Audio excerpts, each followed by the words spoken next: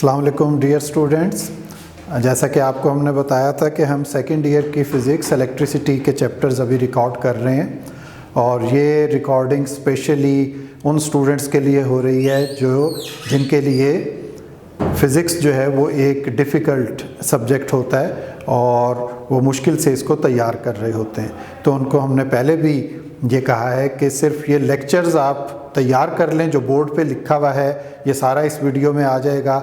इस टॉपिक को आप सिर्फ बोर्ड से तैयार करें, इस वीडियो से तैयार करें और इसको आप लिख के आएँ। बोर्ड के पेपर में अगर ये क्वेश्चन में आता है तो आपको ये आसानी से याद भी होगा और इसमें आपको मैक्सिमम मार्क्स इंशाल्लाह मिलेंगे। और दूसरे हमने ये बताया था कि जो अच्छे स्टूडेंट्स हैं वो इन लेक्चर्स को सुन के इसके साथ एक बार बुक को रीड करेंगे तो जो चीज़ वो इसमें समझते हैं कि और ऐड वो करना चाहते हैं कर लें, उनके लिए भी ये बेहतरीन लेक्चर्स हैं। तो आज हम इसका नेक्स्ट लेक्चर कर रहे हैं, properties of electric field lines. Electric field की प्रॉपर्टीज़ क्या होती हैं, तो इसको हमने जो इम्पॉर्टेंट पॉइंट्स आपने पेपर में इसके लिखने हैं वो बोर्ड के ऊपर लिख दिए हैं। इनके साथ आपने हर पॉइंट के साथ अगर डायग्राम बनती है तो वो डायग्राम आपने बनानी है।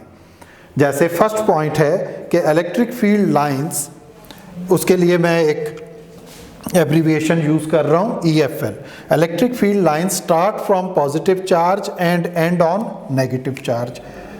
तो इसमें आप एक पॉजिटिव चार्ज लें, सामने एक नेगेटिव चार्ज, तो इलेक्ट्रिक फील्ड लाइंस ऐसे नेगेटिव चार्ज के ऊपर जाके ख़त्म हो जाएंगी, टर्मिनेट हो जाएंगी, एंड हो जाएगा इनका। तो electric field line start from positive charge and and on negative charge. दूसरा पॉइंट हमने लिखा है, electric field lines never intersect each other. कोई भी दो इलेक्ट्रिक फील्ड लाइंस आपस में इंटरसेक्ट नहीं कर सकती। जैसे हम एक ही चार्ज को ले लें, पॉजिटिव चार्ज, तो इससे एक फील्ड लाइन ऐसे जा रही है, एक ऐसे जा रही है, तीसरी ऐसे जा रही है, इनका अपना अपना पाथ होगा। तो एक लाइन दूसरी के पाथ पे आगे नहीं आएगी, इंटरसेक्ट नहीं कर सकती। तो जब ये इंटरसेक्ट नहीं कर सकती तो इसके साथ एक चीज़ और हम लिख सकते हैं, बिकॉज अगर क्वेश्चन आ जाता है why electric field lines can never intersect each other, तो आप लिख सकते हैं बिकॉज, ये इसके साथ एक एडिशन है, electric field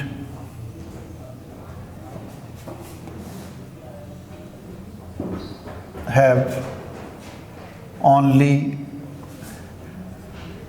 one direction at one point, या simple at have only one direction. दूसरा आंसर भी इसके साथ लिखा जा सकता है, because electric field intensity have only one magnitude value at one point. तो ये चूंकि एक डायरेक्शन है इसकी, तो अगर हम ये कहें कि ये इंटरसेक्ट कर रही हैं तो इसका मतलब है कि वहाँ पे दो डिफरेंट डायरेक्शन वाली फील्ड लाइंस जो हैं वो एक जगह से गुजर रही हैं। थर्ड इसकी प्रॉपर्टी हमने लिखी है, electric field intensity is always tangent to electric field lines. तो यही वाली हम डायग्राम दोबारा ले लें, पॉजिटिव चार्ज से नेगेटिव चार्ज की तरफ इलेक्ट्रिक फील्ड डेवलप हुई है।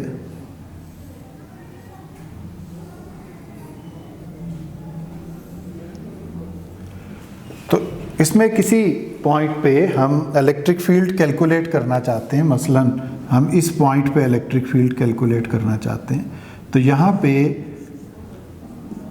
Electric intensity, field intensity tangent to the line होगी।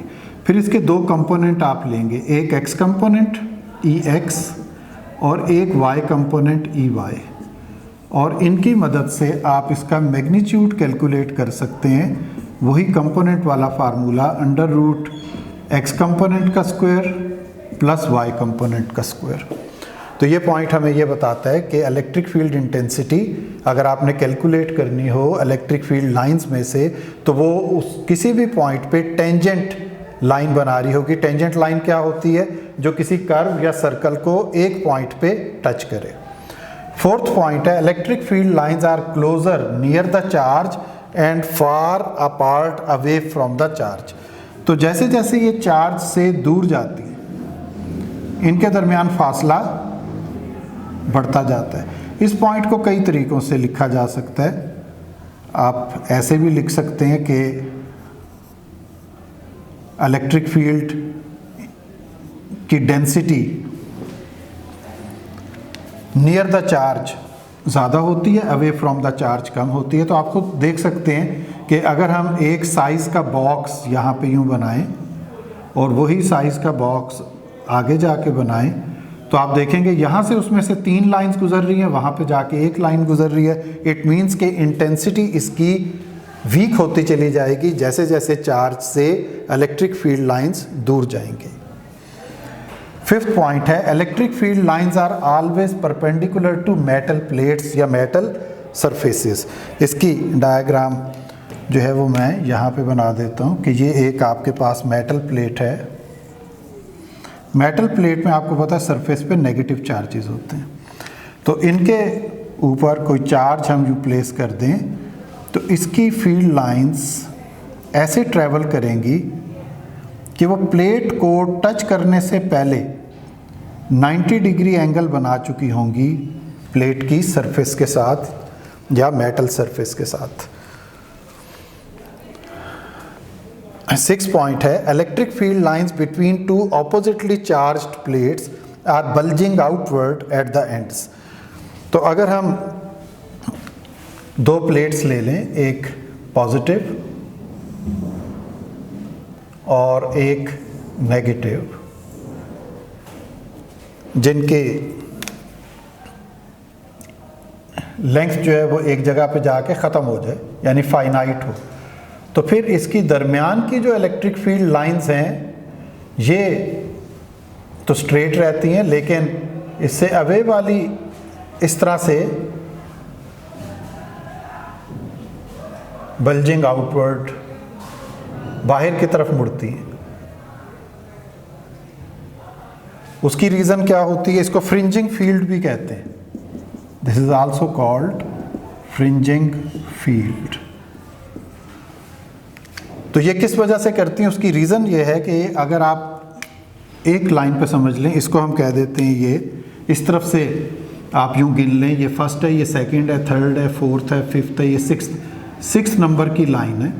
इसको इस तरफ से एक लाइन रिपेल कर रही है, जबकि दूसरी तरफ से इसको 1 2 3 4 बाकी ज़्यादा लाइंस रिपेल कर रही है, इसलिए ये इस तरफ आ जाती है। तो दरमियान वाली लाइंस तकरीबन सीधी रहती हैं, लेकिन एंड वाली लाइंस जो है वो बल्ज आउट कर जाती हैं। इसको कहते हैं हम फ्रिंजिंग फील्ड। तो अगर आप ये पॉइंट्स लिख देंगे इस टॉपिक में, properties of electric field lines में, तो हम उम्मीद कर रहे हैं और यकीनन इंशाल्लाह आपको इससे जो है वो मैक्सिमम मार्क्स मिलेंगे। और ये हम जो शॉर्ट लेक्चर्स तैयार कर रहे हैं इसके लिए, ये इसीलिए कि जो ऐसे स्टूडेंट जो कम टाइम दे सक रहे होते हैं पढ़ाई को, उनके लिए इसमें फ़ायदा हो और वो ज़्यादा से ज़्यादा नंबर ले सकें। Thank you very much.